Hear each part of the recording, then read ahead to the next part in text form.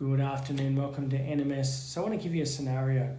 So let's say, for example, you're 80 kilograms and your body fat is 20%, and you want to get yourself down to 10% body fat, but you don't want to lose any weight doing it. So in other words, what you want to do is you want to lose 8 kilograms of body fat and you want to gain 8 kilograms of muscle.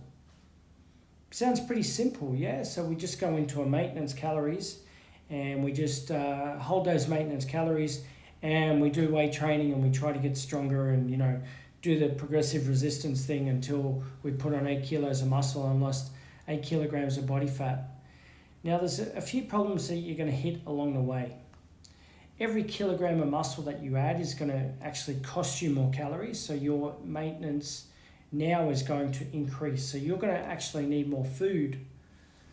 The second scenario that you've got is that in order to go and gain that 1 kilogram of muscle, every kilogram of muscle is going to require more work in the gym, which also means more calories, okay? So you're going to have to increase your calories.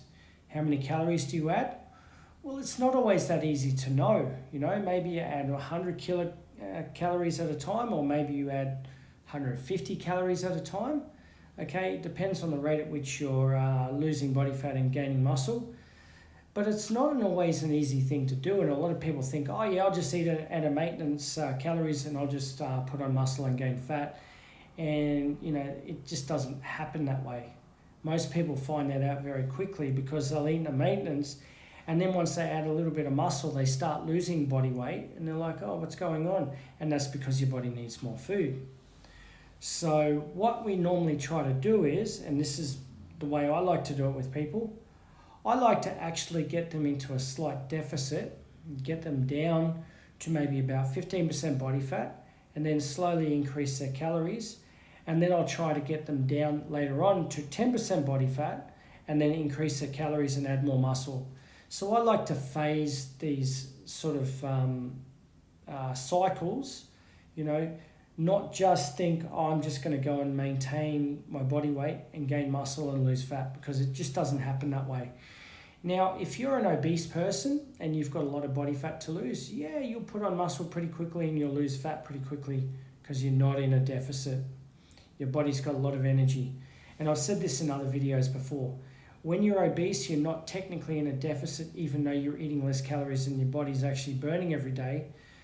But in order to go and lose enough body fat, you need to be in a deficit rather than a maintenance, because you're not going to lose, let's say 50 kilos of body fat if you've got 50 to lose, and gain 50 kilograms of muscle, okay?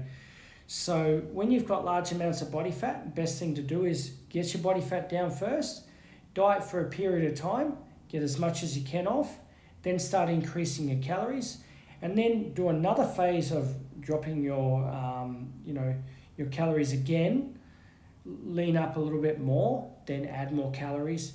And this is the way we do it, guys. This is the best way to do it. You're going to put more muscle on in a surplus, and you're going to lose more body fat in a deficit. So we try to do the two phases separately so that we lose fat quicker and then we gain muscle quicker. Best way to do it. I hope you got something out of this video. Like, comment, share. Please put comments on here because I want to know that you actually understand this. If you got any questions to do with coaching, by all means, send me a DM. Thanks for listening, guys, and I hope you have a good afternoon.